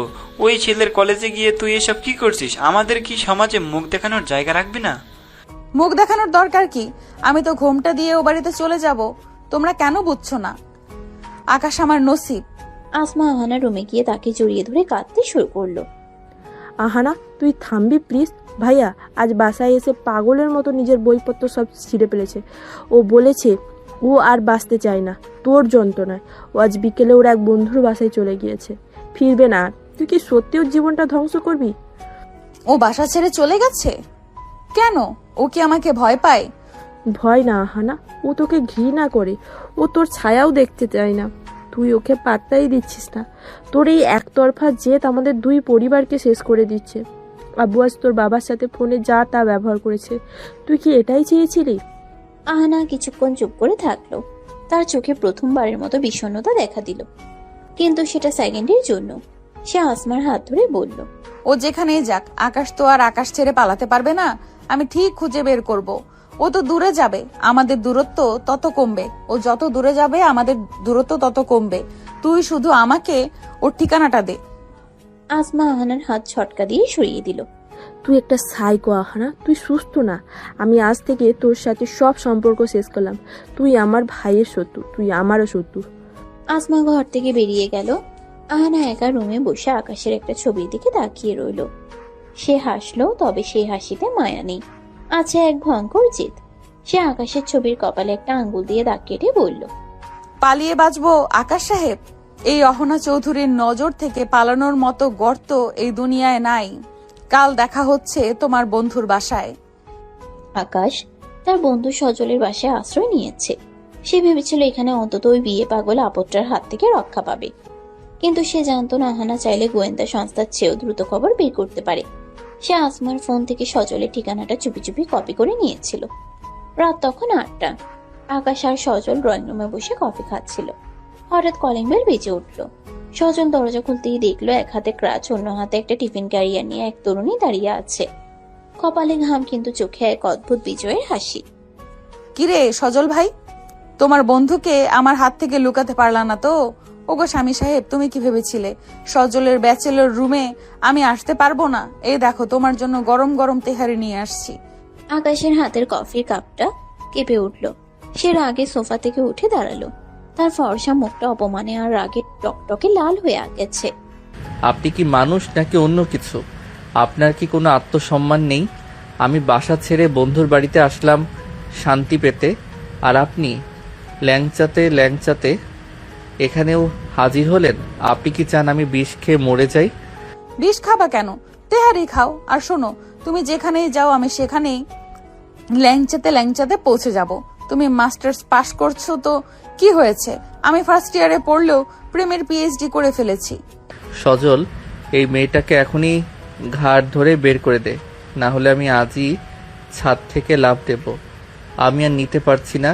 ও একটা বিষাক্ত লতা যে আমাকে শ্বাসরোধ করে মারতে চায়। এই সজল ভাই, খবরদার আমাকে ধরবেন না। আমি আপনাদের হবু ভাবি। আকাশ, তুমি আমাকে যতই ছোট করো না কেন, আমি তোমার ছায়ার মতো লেগে থাকবো। তুমি কাল থেকে আবার বাসায় ফিরবা, না হলে আমি এখানেই অনশন শুরু করব। আকাশ আর সহ্য করতে পারলো না। সে আহানাকে একরকম টেনে হিস্ট্রে সজলের বাসা থেকে বের করে লিফটের সামনে নিয়ে এলো। আহানা ক্রাচে ভর দিয়ে কোনো মতে দাঁড়িয়েছিল। আপনার মতো সস্তা মেয়ে আমি আমার জীবনে দেখি নাই। আপনার বাবা মা কি আপনাকে এই শিখিয়েছে যে রাস্তায় রাস্তায় ঘুরে একটা ছেলেকে ব্ল্যাকমেইল করতে হয়? আপনার মতো মেয়েকে যদি আমি বিয়ে করি তবে আমার বংশের ইজ্জত ধুলোয় মিশে যাবে। আপনি একটা ডাস্টবিনের আবর্জনা যে আমি দুপায়ে মারিয়ে চলে যেতে চাই। ঘৃণা করি আপনাকে আহানা, ঘৃণা করি। আকাশ লিফটের বোতাম টিপে গটগট করে ভিতরে ঢুকে গেল। আহানা করিডোরে একা দাঁড়িয়ে রইল। আকাশের আবর্জনার শব্দটা তার কানে তীরের মতো বিঁধল, কিন্তু তার জেদ কমলো না। সে মুচকি হেসে বিড়বিড় করলো, আবর্জনা থেকেই তো সার হয় আকাশ সাহেব। তোমার জীবনের মরুভূমিতে আমি ফুল ফুটাবো, দেখে নিও। আহানা বাসায় ফিরে নতুন নাটক শুরু করলো। সে জানে আকাশ তাকে কোনোভাবেই মানবে না, তাই তাকে কাবু করতে হলে বড় কোনো ইমোশনাল ড্রামা দরকার। সে তার পড়ার টেবিলের ড্রয়ার থেকে এক গাদা ভিটামিন সি এর লাল ট্যাবলেট বের করলো। সেগুলোর খোসা ছাড়িয়ে সে গ্লাসে রাখলো। মা ঘরে ঢুকতে আহানা গ্লাসের পানিটা মুখে দিয়ে ওটা খাওয়ার ভান করলো। মা, আকাশ আমাকে আবর্জনা বলেছে। আমি আর বাঁচবো না। আমি এক গাদা ঘুমের ওষুধ খেয়ে ফেললাম। আকাশকে খবর দিও, সে যেন আমার কবরে অন্তত একটা গোলাপ দিয়ে যায়। মা তো চিৎকার করে পাড়া মাথায় তুললেন। বাবা দৌড়ে এলেন। আহানা চোখ বন্ধ করে বিছানায় শুয়ে পড়ল। বাবার সাথে সাথে আসমার বাবাকে ফোন দিলেন। ভাই সাহেব, আপনার ছেলের জন্য আমার মেয়েটা শেষ হয়ে যাচ্ছে। ও এক গাদা ঘুমের ওষুধ খেয়েছে।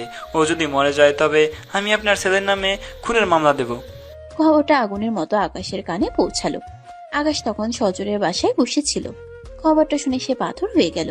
সে কি সত্যি আহানাকে এত বড় বিপদে ফেললো? ঘৃণা থাকলেও কি একটা প্রাণ এভাবে যেতে দেবে? আকাশের বাবা ফোনে আকাশকে ধমক দিলেন। আকাশ, তুই এখনই হাসপাতালে যা। ওই মেয়েটার যদি কিছু হয় তবে আমাদের সম্মান আর পুলিশ কেস সামলাতে পারবি না। যা বলছি কর। আকাশ অনিচ্ছা সত্ত্বেও হাসপাতালের দিকে রওনা হলো। তার মনের ভিতর ঘৃণা আর বিরক্তির চরম পর্যায়ে। সে ভাবছে, একটা মেয়ে কিভাবে একটা ছেলের জীবনকে এভাবে তছনছ করে দিতে পারে। হাসপাতালের বেডে আহানা শুয়ে আছে। সে জানে সে কোনো ওষুধ খায়নি, কিন্তু ডাক্তারকে বাবা মা অনেক অনুরোধ করে স্যালাইন দিয়ে রেখেছেন। আকাশ ওয়ার্ডে ঢুকতে আহানা এক চোখ খুলে তাকিয়ে হাসলো। ড্রামা তো ভালোই পারেন। ঘুমের ওষুধ খেয়েছেন, মরে কেন গেলেন না? মরলে অন্তত আমার জীবনটা শান্ত হতো। আপনি কি ভেবেছেন এভাবে মরে যাওয়ার ভয় দেখিয়ে আমাকে বিয়ে করবেন? ওগো, তুমি আসছো? আমি তো তোমার জন্যই যমরাজের সাথে ফাইট করে ফিরে আসলাম। বলো, এখন অন্তত কবুল বলবা? কখনো না। আপনি যদি এখানে মরেও যান তবুও আমি আপনার লাশটা দেখতে আসবো না। এই স্যালাইনের সূচ আপনার শরীরে নয়, আমার কলিজায় বিচ্ছে আপনার এই ন্যাকামির জন্য।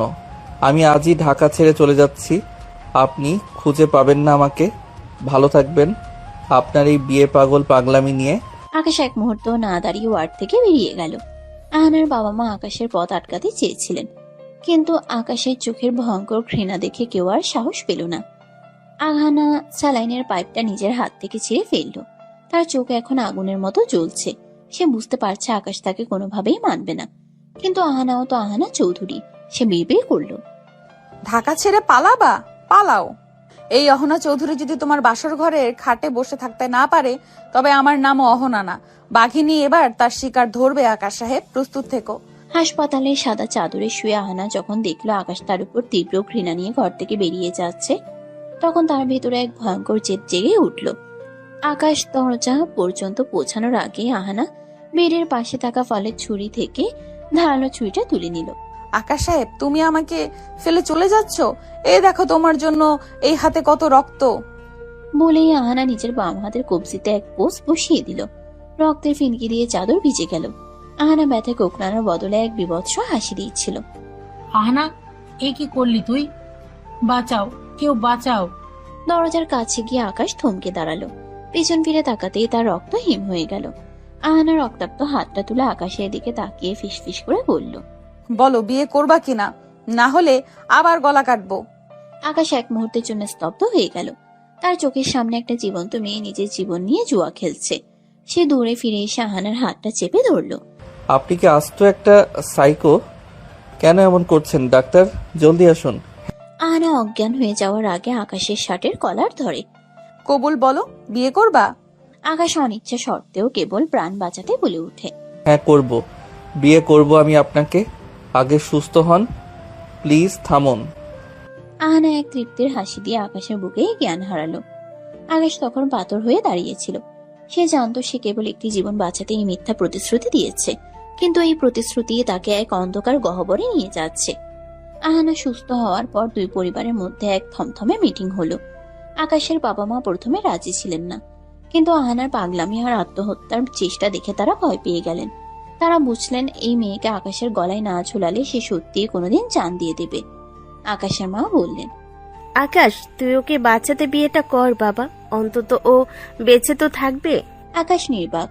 তার চোখে সেই স্বপ্ন, সেই মাস্টার্সের উজ্জ্বল ক্যারিয়ার, সব যেন এক বিয়ে পাগলির জেদের কাছে হেরে গেল। আসমা আহানার উপর চরম রেগে আছে।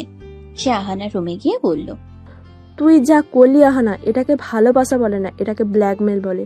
তুই আমার ভাইয়ের জীবনটা তছনছ করে দিলি। তুই বুঝবি না আসমা, তোর ভাই হলো একটা কঠিন পাথর আর আমি হলাম ঝর্ণা। পাথরকে ক্ষয় করেই আমি ওর মনের রাস্তা বানাবো। তোর ভাই যখন আমাকে ঘৃণা করে তো কি হয়েছে? ঘৃণা থেকেই তো আসল রোম্যান্স শুরু হয়। অবশেষে সেই দিন এলো। আহানা লাল বেনারসি পরে এক হাতে ব্যান্ডেজ আর অন্য হাতে মেহেদি নিয়ে বাসর ঘরে বসে আছে। তার মুখে কোনো ক্লান্তি নেই, বরং এক আকাশ জয় করার আনন্দ।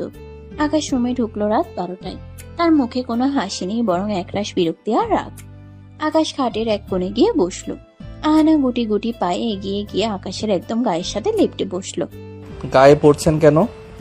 শোনেন আহানা, আপনাকে আমি ভালোবেসে বিয়ে করিনি, কেবল একটা লাশ দেখার ভয়ে এই নাটক করেছি। আপনি আমার ছোট বোনের বান্ধবী। আমার চোখে আপনি কেবলই একটা অবুঝ পিচ্ছি। আমার বউ হওয়ার যোগ্যতা আপনার নেই। আকাশ ছিটকে সরে যায়। আহানা খিলখিল করে হেসে আকাশের গলার টাই ধরে টান দিয়ে বলে, যোগ্যতা দিয়ে কি হবে স্বামী সাহেব? আমি তোমার রেজিস্ট্রি করা বউ, আর তুমি যে বললে ভালোবাসো না। আচ্ছা, না বাসলে কেউ এভাবে দৌড়ে এসে রক্তমাখা হাত চেপে ধরে? তুমি আমাকে ভালোবাসো, কিন্তু তোমার ওই পচা ইগো স্বীকার করতে দিচ্ছে না। আপনি একটা নির্লজ্জ মেয়ে, আমাকে বিরক্ত করবেন না। আমি সোফায় শুচ্ছি। আহানা আকাশকে পেছন থেকে ঝাপটে ধরে। সোফায় কেন? আমার এই ছোট্ট করা খাটে কি তোমার জায়গা হবে না? শোনো আকাশ, তুমি যত দূর পালাবা আমি তত শক্ত করে তোমাকে জড়িয়ে ধরবো। আহানা জোর করে আকাশের চিবুক ধরে একটা চুমু খাওয়ার চেষ্টা করলো। আকাশ লজ্জায় আর রাগে চাচাতেও পারছে না, কারণ বাইরে আব্বু আম্মু আছে। আকাশ তো হস্তাধস্তি করে। ছাড়ুন আমাকে, এটা কি ধরনের ছ্যাঁচড়ামি? আপনি কি জোরাজোরি করে ভালোবাসা পেতে চান? জোরাজোরি না সাহেব, আদর। ভালো তো তুমি বাসবেই, তোমার বাপও বাসবে। কি বললেন? আমার বাপ মানে? আপনি আমার বাবাকে নিয়ে কথা বলছেন? আরে না, ওটা তো কথার কথা। মানে তোমার ইগো বা তোমার বংশের সবাই আমাকে ভালোবাসতে বাধ্য হবে। দেখো আকাশ, তোমার এই রাগী চাউনিটা এখন আমার বড্ড প্রিয়। তুমি যত রাগবা আমি তোমাকে তত বেশি চুমু খাবো। আহানা এবার জোর করে আকাশের কোলের উপর বসে পড়লো। আকাশ দু হাতে তাকে সরানোর চেষ্টা করছে, কিন্তু আহানা যেন আঠার মতো লেগে আছে। ওগো, বাসর রাতে কেউ এমন রাগ করে? একটু রোম্যান্স করো না। আমার হাতের ব্যান্ডেজটা দেখো, তোমার জন্য কাটা। এবার একটু আদর করে দাও। আকাশ অসহায়ের মতো নিজের কপালে হাত দিয়ে বসে রইল। সে বুঝতে পারছে এই বিয়ে পাগলিনীর হাত থেকে তার নিস্তার নেই। আহানা তখন আকাশের শার্টের বোতাম নিয়ে খেলছে আর হাসছে। সে জানে আজকের রাতটা কেবল শুরু। আকাশের এই পাথর হৃদয় গলিয়ে সে একদিন রাজত্ব করবেই। আহানা বিড়বিড় করলো, এখন তো কেবল জড়িয়ে ধরেছি আকাশ সাহেব, কাল থেকে তো তোমার চশমার ফ্রেমও আমি ঠিক করে দিব, তুমি শুধুই আমার। সকালবেলা আকাশ ভেবেছিল আহানা হয়তো ঘুমাচ্ছে, তাই সে চুপি চুপি বাথরুম থেকে বের হয়ে নিজের আলমারি খুলল। কিন্তু আলমারি খুলতেই তার চক্ষু চড়ক গাছ। আলমারির সব কাপড় একপাশে ঠেলে দেওয়া হয়েছে, আর মাঝখানে আহানা নিজের এক গাদা ঝকঝকে রঙিন শাড়ি আর চুড়ি দিয়ে ডেকোরেশন করে রেখেছে। মাঝখানে একটা চিরকুট। গুড মর্নিং স্বামী সাহেব, তোমার সাদা কালো জীবনে একটু রং ছিটিয়ে দিলাম।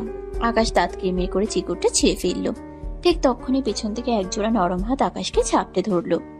আহানা তার ভেজা চুলগুলো আকাশের পিঠে ঘষতে ঘষতে বলল, ওগো, এত সকালে আলমারির সাথে যুদ্ধ করছো কেন? বউ তো পাশেই দাঁড়িয়ে, একটা গুড মর্নিং কিস তো পাওনা ছিল। আহানা, ছাড়ুন আমাকে। আপনার এই স্যাবলামি কি কোনোদিন থামবে না? এটা আমার বাসা, আমার আলমারি। আপনি এখানেও আপনার পাগলামি শুরু করেছেন। তোমার বাসা মানেই তো আমার বাসা, আর পাগলামি না করলে কি আর তোমাকে পটাতে পারতাম? এখন লক্ষ্মী ছেলের মতো দাঁড়াও, আমি তোমাকে চুল মুছে দেই। আহানা তোয়ালে নিয়ে আকাশের উপর ঝাঁপিয়ে পড়ল।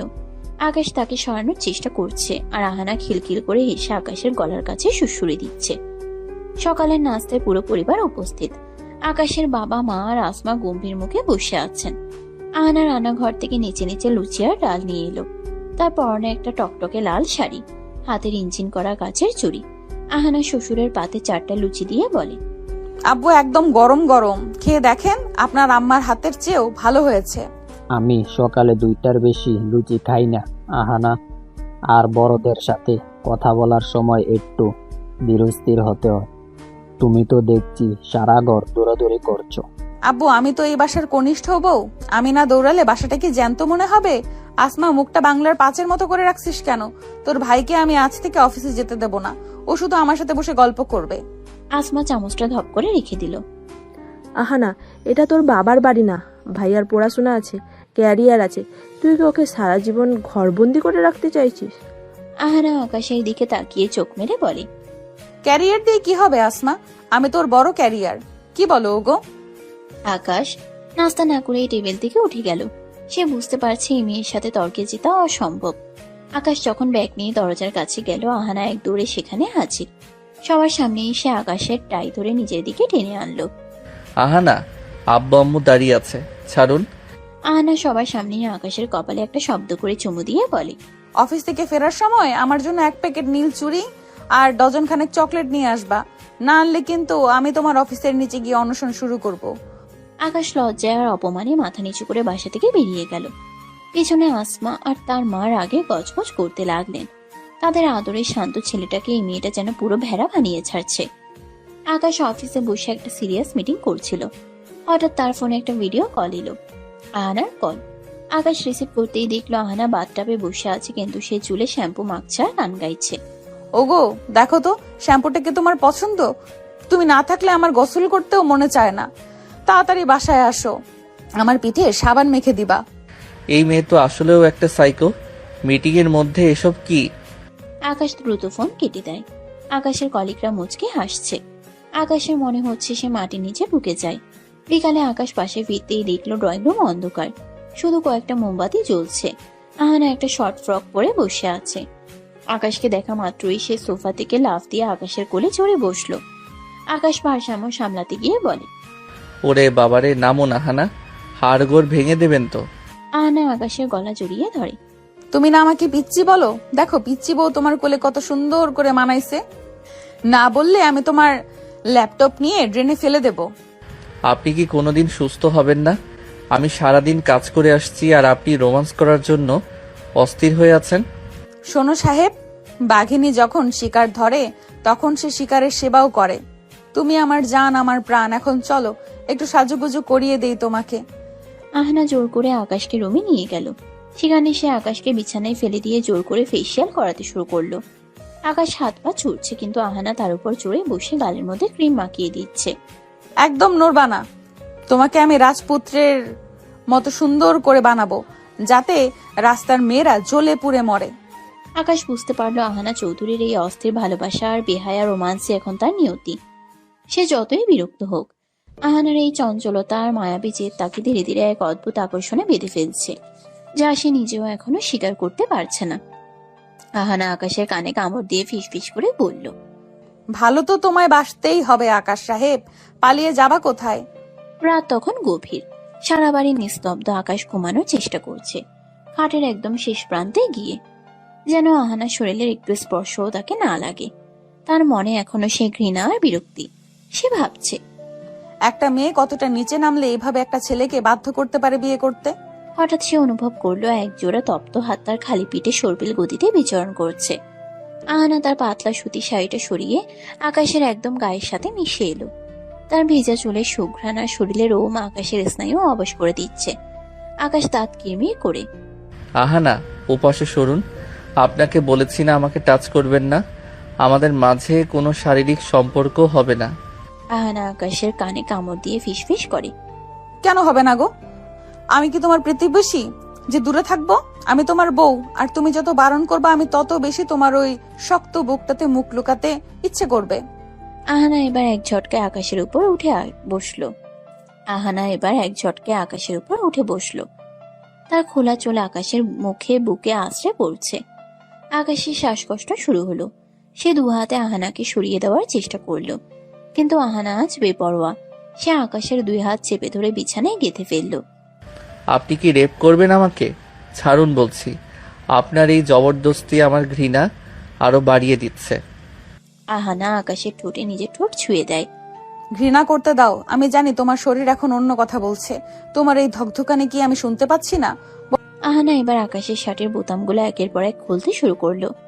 আকাশ তাকে বাধা দিতে চাইলেও আহানার শরীরের উষ্ণতা আর তার চঞ্চল সোহাগ আকাশের পুরুষত্বকে নাড়া দিতে শুরু করলো।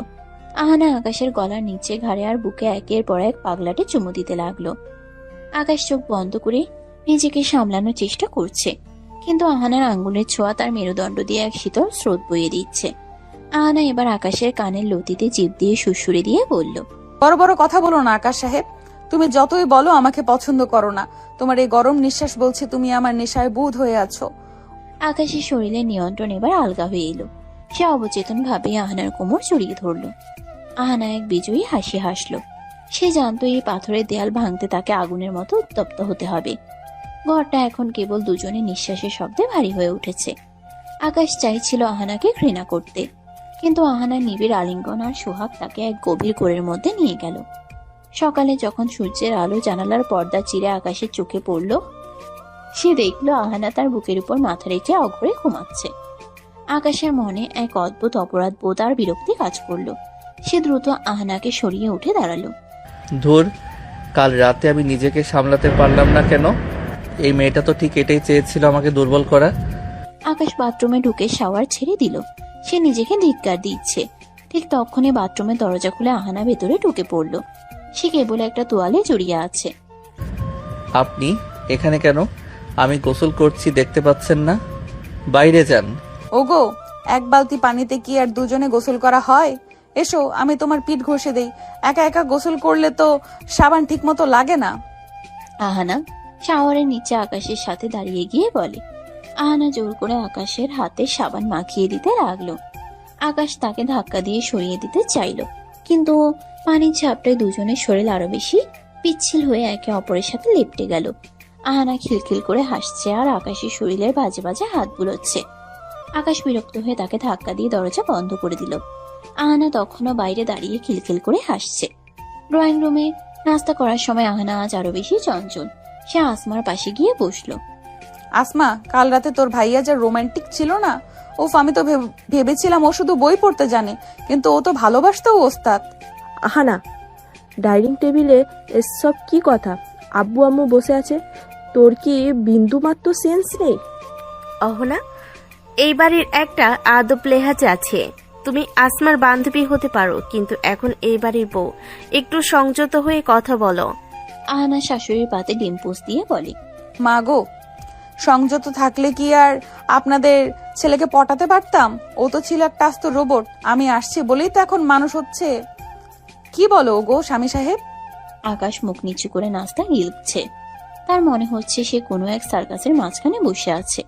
সে দ্রুত খাওয়া শেষ করে উঠে দাঁড়ালো। আমি আজ লাইব্রেরিতে যাব, ফিরতে রাত হবে। আহানা আকাশের ব্যাগটা কেড়ে নিয়ে বলে, লাইব্রেরি? না না, আজ আমরা সিনেমা দেখতে যাব। আমি টিকিট কেটে ফেলেছি, আর তুমি যদি না যাও তবে আমি তোমার ওই সব দামি দামি থিসিসের পেপার দিয়ে আজ চুলা জ্বালাবো। আকাশ অসহায়ের মতো আসমার দিকে তাকালো। আসমা শুধু মাথা নিচু করে রইল। সে জানে আহানা যা বলে তা করেই ছাড়ে। বিকেলে আকাশকে জোর করে শপিং মলে নিয়ে গেল আহানা। সে আকাশকে দিয়ে জোর করে নিজের জন্য অন্তর্বাস কেনাতে চাইল। আহানা, এটা কি করছেন? লোকজন দেখছে। আমি এসব সেকশনে ঢুকবো না। আহানা আকাশের হাত ধরে টেনে নিয়ে বলে, কেন ঢুকবা না? তুমি না দেখলে আমি পরবো কার জন্য? এই যে লাল রংটা দেখো, এটা পরলে আমাকে কেমন লাগবে বলো তো? আকাশের কান মাথা গরম হয়ে গেল। সে দ্রুত শোরুম থেকে বের হয়ে এলো। আহানা পেছনে পেছনে হাসতে হাসতে এলো। সে আকাশের হাত জড়িয়ে ধরে বলল, তুমি না বড্ড লাজুক আকাশ সাহেব।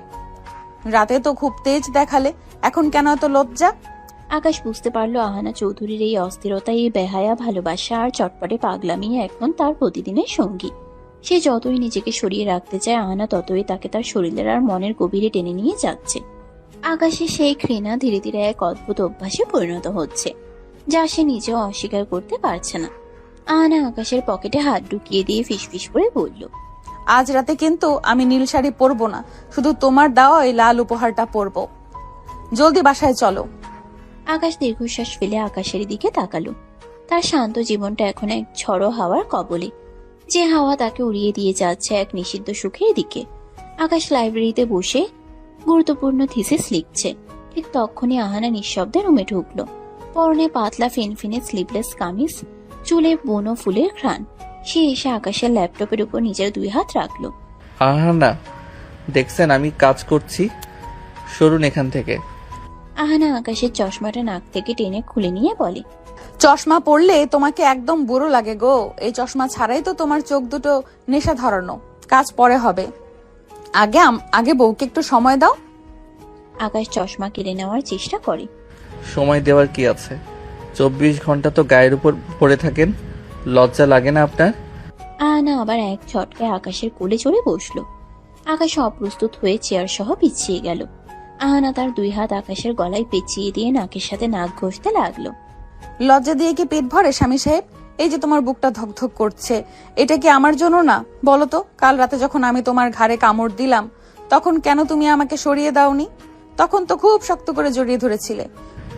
ওটা ছিল অনিচ্ছাকৃত, আপনি আমাকে বাধ্য করেছিলেন। আহানা খিলখিল করে হেসে উঠল আর আকাশের ঠোঁটে আলতো করে নিজের ঠোঁট ছুঁয়ে দিল। আকাশ ধাক্কা দিয়ে সরাতে চাইল, কিন্তু আহানার শরীরের উষ্ণতা আর মাদকতায় সে বারবার হেরে যাচ্ছিল। আহানা আকাশের শার্টের ভিতর হাত ঢুকিয়ে দিয়ে বলল, তুমি যতই বলো অনিচ্ছাকৃত, তোমার শরীরের প্রতিটি লোমকূপ জানে তুমি আমাকে চাও। আজ রাতে আমি এক বিন্দুও ছাড় দেব না। আহানা জেদ ধরেছে তারা সাজেক যাবে। আকাশ রাজি ছিল না, কিন্তু আহানা হুমকি দিল যে সাজেক না নিয়ে গেলে সে এবার বাড়ির ছাদ থেকে লাফ দেবে। অগত্যা আকাশ তাকে নিয়ে পাহাড়ে গেল। পাহাড়ের আঁকাবাঁকা রাস্তায় বাইক চালাচ্ছে আকাশ, আর আহানা পেছনে বসে আকাশের পিঠে মুখ ঘষছে আর হাত দিয়ে আকাশের পেটে কাতুকুতু দিচ্ছে। আহানা, বাইক অ্যাক্সিডেন্ট হবে তো, হাত সরান। হোক অ্যাক্সিডেন্ট, মরলে তো তোমার বুকেই মরবো। ওগো, এই নির্জন পাহাড়ে যদি আমরা হারিয়ে যাই, তবে কিন্তু সারা রাত আমি তোমাকে ছাড়বো না। মেঘগুলো যেন তাদের পায়ের নিচে খেলা করছিল। হঠাৎ একদল ছিনতাইকারী পাহাড়ের আড়াল থেকে দেশি অস্ত্র নিয়ে বেরিয়ে এলো। তারা আকাশের বাইক আর আহানার গয়না কেড়ে নিতে চাইল। এই ছোকরা, যা আছে সব বের কর, না হলে তোর সুন্দরী বউকে আজ আমরা নিয়ে যাব। আকাশ সাহসের সাথে তাদের বাধা দিতে গেল, কিন্তু একজন ছিনতাইকারী ছুরি আঘাত করতে গেলে আকাশ অপ্রস্তুত হয়ে পড়ে যায়। ঠিক তখনই আহানা এক অদ্ভুত সাহসে ঝাঁপিয়ে পড়ল। সে নিজের জীবনে তোয়াক্কা না করে আকাশের সামনে ঢাল হয়ে দাঁড়ালো। ছিনতাইকারীর ছুরির আঘাতে আহানার কাঁধের এক পাশ কেটে গেল। রক্তে তার কামিজ ভিজে লাল হয়ে গেল। তবুও সে থামলো না, পাশে থাকা একটা ভারী পাথর তুলে একজনের মাথায় মারল। আহানার এই রণচণ্ডী রূপ দেখে ছিনতাইকারীরা ভয় পেয়ে পালিয়ে গেল। আহানা মাটিতে ধপ করে পড়ে গেল। তার মুখটা ফ্যাকাশে হয়ে গেছে। আকাশ আহানাকে জড়িয়ে ধরে চিৎকার করে, আহানা, আহানা, চোখ খোলো। কেন তুমি আমার সামনে আসলে? কেন নিজের জীবন বাজি রাখলে? ওগো, আমি না পিচ্ছি? আমি না তোমার ক্যারিয়ারের বাধা? কিন্তু তোমার গায়ে একটা আঁচ লাগলে এই অহনা যে মরে যাবে। তোমাকে ছাড়া জান্নাতও তো আমার কাছে জাহান্নাম। আকাশ আর দেরি না করে দ্রুত তাকে হাসপাতালে নেয়। হাসপাতালের বেডে আহানা শুয়ে আছে, তার কাঁধে বড় একটা ব্যান্ডেজ। আকাশ পাশে বসে আছে, তার চোখে আজ জল। সে গত কয়েক বছর ধরে যে মেয়েটাকে ঘৃণা করেছে, আজ বুঝতে পারলো সে মেয়েটাই তাকে পৃথিবীর সবচেয়ে খাঁটি ভালোবাসা দিয়ে আগলে রেখেছে। আহানা চোখ খুলতেই দেখলো আকাশ তার হাতটা শক্ত করে ধরে রেখেছে। ওগো স্বামী সাহেব, কাঁদছো কেন? আমি তো মরি নাই, এই দেখো এখনো তোমাকে জ্বালানোর মতো শক্তি আছে। আকাশ আহানার কপালে চুমু খেয়ে বলল, চুপ করুন। আর একটা কথা বলবেন না। আমি ভুল ছিলাম আহানা। আমি ভেবেছিলাম আপনি কেবল জেদ করছেন, কিন্তু আজ বুঝলাম আপনি আমাকে আমার চেয়েও বেশি ভালোবাসেন। আমি আপনার এই পাগল করা ভালোবাসার যোগ্যই না। আহানা আকাশের চোখের পানি মুছে দিল। যোগ্য অযোগ্য বুঝি না, আমি শুধু বুঝি আকাশ আমার, আর আকাশটা শুধু এই মেঘলা অহনার জন্যই। এখন কি অন্তত একবার মন থেকে বলবা যে তুমি আমাকে ভালোবাসো? আকাশ আহানাকে নিবিড়ভাবে জড়িয়ে ধরে। আমি তোমাকে অনেক ভালোবাসি আহানা। আমার এই সারা জীবনের একঘেয়েমি দূর করতে তোমার মতো একটা পাগলিরই দরকার ছিল। আমি হার মেনেছি তোমার ভালোবাসার কাছে। আহানা বিজয়ের হাসি হাসলো। সে জানতো এই দিনটা আসবেই। আকাশ এবার আর অনিচ্ছাই নয়, বরং পরম মমতায় আহানার ঠোঁটে নিজের ঠোঁট মেলালো। হাসপাতালের সেই কেবিনটা যেন এক নিমিষেই বাসর ঘরে পরিণত হলো। আহানা আকাশের বুকে মুখ লুকিয়ে ফিসফিস করে বলল, বলেছিলাম না আকাশ সাহেব, এই বিয়ে পাগলির প্রেমে তোমার বাপও পড়বে। এখন তো তুমি আমার কয়েদি হয়ে গেলে। আকাশ হাসতো। এই প্রথম তার হাসিটা ছিল প্রাণ খোলা। সে বুঝতে পারলো জীবনের সবচেয়ে সুন্দর পাগলামিটাই সে এতদিন দূরে সরিয়ে রেখেছিল। এখন থেকে এই আকাশ আর আহানা এক অবিচ্ছেদ্য সত্তা, যাদের ভালোবাসা কোনো নিয়ম বা যুক্তি মানে না। সমাপ্ত।